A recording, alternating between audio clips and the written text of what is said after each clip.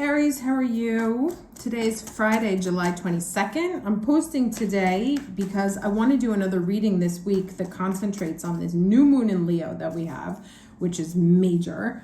And then the biggest astrological transit of the year, which is the Mars-Uranus conjunct North Node.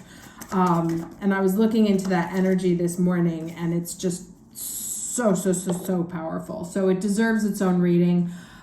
So I'll do that in the middle of the week. I'm actually going to do it as a premiere also, so I'll be on hand to answer any questions if you need.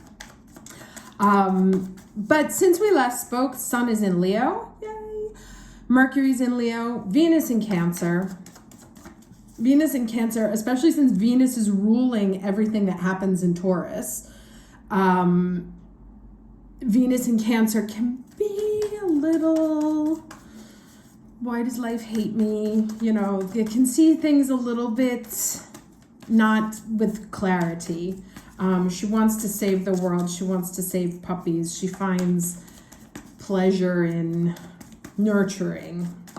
But it definitely also comes with all the feels. So that, I feel like this can be a sort of heightened moment. I'm going to get another one, but I'll take this too. A heightened moment of emotions over the next couple of weeks. So we start here with the impasse. And what this means is that something's being blocked for you, but it's being blocked for you on purpose for you. Because if you get it, this is basically, in short, rejection is God's protection. So if something's not working out for you, there's a reason why. Let me get one more card here. And don't try and fight it. Don't try and push it.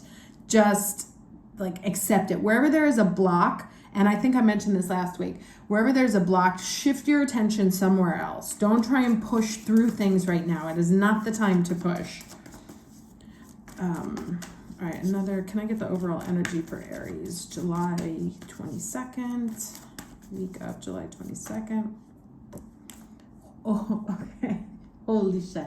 All right. So I was shuffling the cards before I started, and this card fell out twice. So it's really dying to come out and talk to you.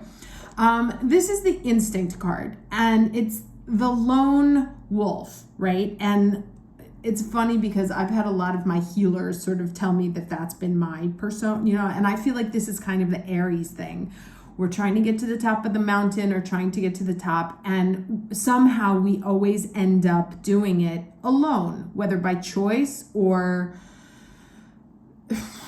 that's just the way things happen. Like maybe sometimes we trust people and they fall off or they can't keep up, or blah, blah, blah, and for some reason or another, we always end up going it alone. Now, interesting also that we get this. So, and I don't want to get too deep into it, but without seeing the other cards, but it's entirely possible that some path that you are trying to tread on your own is being blocked. Because this is really, I've seen also in other readings that I've done for people, for Aries, this is really a moment of us learning how to stop being alone and how to open ourselves up to other people, to belonging to other people, to being part of a pack as opposed to being a lone wolf. Now, very strong presence here, quite interesting, of both full moons, right? You see those full moons, even though we're moving into a new moon, which means that the lunar energy is incredibly important. Like I said, this Leo moon I feel is very important, as is this North Node transit, which are the lunar nodes. So let's get the challenge energy. Challenge energy for Aries, week of July 22nd, 2022. We also have Jupiter going retrograde this week as well. This is such a huge week as far as transits. Okay, challenge for Aries for week of July 22nd. Too many. Okay. New new vision. Yes. All about seeing the world in new colors, in new lights, perceiving things differently. And there's that lunar shape again, that this moon is going to bring potentially even like sort of like a wild side out of us, of creative side. Now this is the challenge. What are we not seeing? You see that little guy crawling there on his hands and knees, dying? So, and this also came out in another reading that I just did. And this goes back to the seed, right? Seed must die to become the tree. There is something in you that is undergoing an enormous transformation. Not like the snake that sheds its skin, like the caterpillar that becomes a completely different being. Like it was a caterpillar and now it's a butterfly. That's not like a mild evolution. That is a completely different animal. And that is what is happening to us right now. There is this shift from here, but you see, it's also kind of like this closed, sad loneliness, like kind of feeling like we're on our hands and knees, like barely making it to the last mile, exploding in this new being that's open, vibrant, colorful. Very interesting. Of course, transformation as a process is not pleasant because we hold on to what's comfortable. That's just how our brains are wired. We don't like newness. And so sometimes it takes things to shake us up. Love this. Takes things to shake us up to get us to do the work that we need to do. Now here we have the miracles card. Okay, let me read this to you. I'm going to skip the first piece here. So the storms of the past are passing and your dreams are coming true. Amaze. No matter what has happened in the past, your future holds abounding miracles. Good fortune, celestial beauty, and inner divinity are expanding within you. So that's really this, like what we're living is a challenge, this death of some old body that's no longer useful to us, energy body that's trying to leave us, but we are sort of like holding on to it or trying to push it forward to keep walking, you know. And it's about really letting it go and emerging out of it. Believe that your life is guided. Trust in the goodness of the universe. A celestial bridge to the heavens is opening for you. Start a health program, invest in your career, or initiate a relationship, and good fortune will manifest, right? And those are all about like connecting outside of you, connecting outside of us, not trying to do it alone, but trying to engage. Blessings are flowing in all directions. Believe that you deserve the best because you do. Bounty, joy, blessings, and miracles are floating your way. Lovely. This one. Okay, can I get beginning and ending energy, please?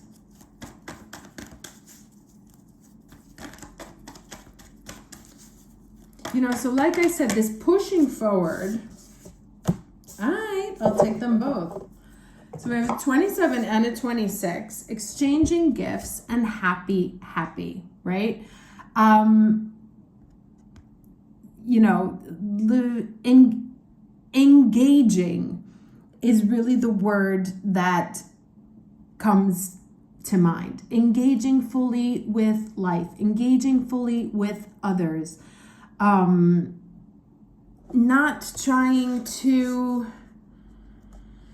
climb this mountain alone, like wherever it is that you feel that you have to push yourself forward alone is what is trying to be blocked right now. Engage, go out, socialize, talk to other people, be present with others right now. let a completely different version of you emerge, right? So if you've been, and here I speak for myself from personal experience, if you've been sort of like hardened by experience, or like in order to get where you are, you needed to have this thick armor and this shell, as we do as warriors, that this is kind of a time where we need to embrace almost the opposite of that. Like, what would it be like if we took the armor off and just went out and, you know, like had a good time, enjoyed life, felt the softer side of this experience, right? Instead of trudging up the hill on our hands and knees, what if we just let shit go, right? Like, just enjoyed going out with people and didn't worry about all the things we have to do and the plans that we have to push forward and where we're going and our people coming after us, but just sort of bask in the beauty of this sort of insane experience of life. And I just looked at the clock, it was 11:11. All right, so what do we have here? Knight of Wands. And I liked, to me, he's kind of like Mercury and Leo energy. Let me get 2 more cards, please. You know, and it's interesting because here the cards go from 27 to 26. So from a 9 to an 8. 8 is the number of abundance. And it was talking about coming out of hard times, right? So moving away from the 10. 2 more cards, please, for Aries.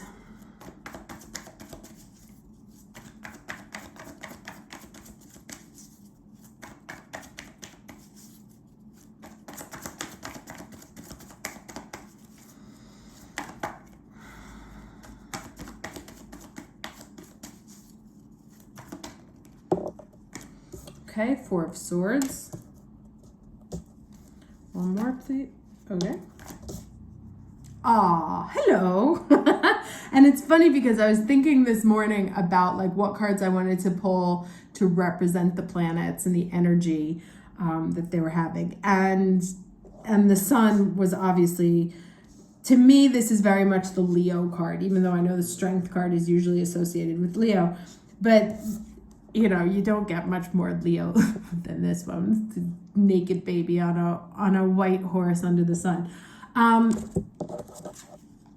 like, look at the hand gestures. Look at the arm gestures, right? Open up. Let the sun shine all over you. Go to the parties. Talk to the people, like have the fun. This is not a time to, you know, you see these like, here's these lone figures, right? This grayness, right? It's time to step out of our singularity-ness and move into a shared fun, like step out of the gray and into Technicolor kind of thing. Yeah, so let's get some advice here. Some last words.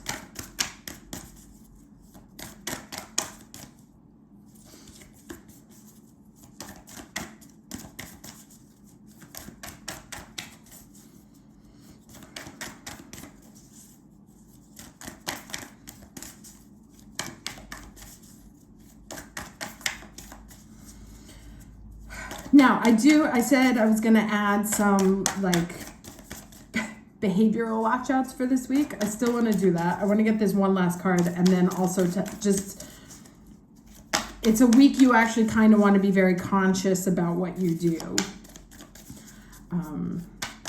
Mindful, intentional. Okay, parting advice for Aries, week of July 22nd, please.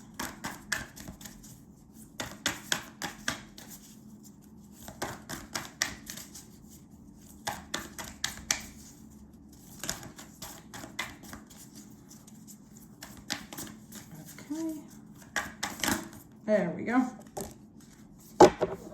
Nice. First of all, I love the colors on this card, right?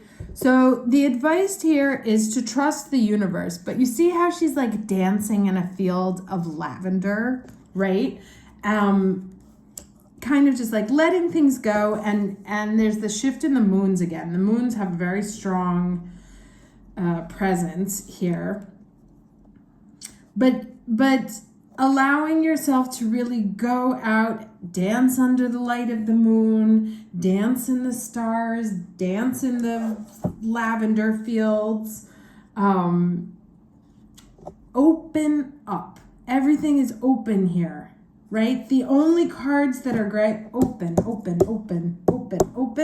The only cards that are gray and sad are people that are closed, right? Closed up.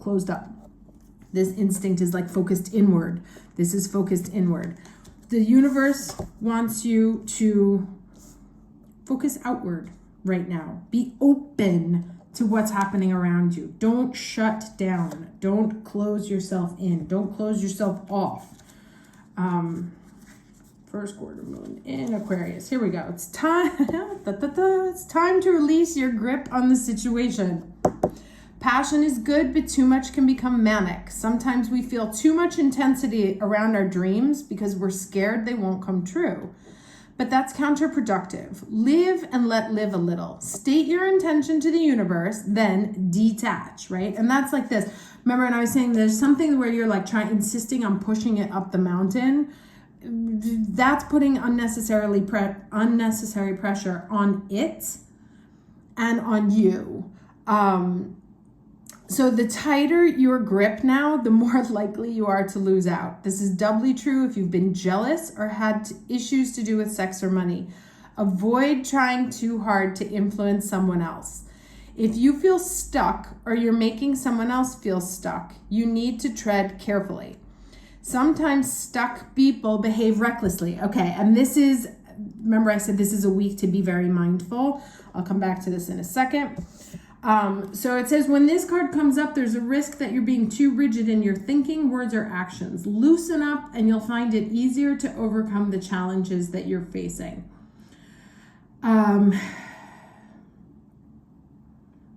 It says, let go and allow yourself to be filled with its divine indigo light, healing you and your family line. Hold this card, well, you can't hold this card to your third eye, but call in the energies with these words. Energies of the first quarter moon in Aquarius. Thank you for showing me that it's okay to be me. Now, what I was saying about the energy for this week is Mars and Uranus, when they meet, tends to be a very accident-prone energy, just because there's so much volatility around both of them that it's hard to stay centered and focused. So this is the kind of week where you could like jokingly push someone and they end up tripping and breaking their arm, you know? So it's like you want to be, or where you're like, oh, I think I can maybe pass this car. And so be conscious of your movements, be conscious of what could happen if, and it's not the week to chance things, I would say. Like you want to open up and you want to be more receptive to the universe, but it's not a week where I would have sort of like that said reckless behavior, or let's see what happens if. You want to be sort of like peaceful, mindful, open to the universe, in a good space, like stay in a good headspace, but also not like, I wonder what happens if I throw, this match out the window. Not things like that. Okay?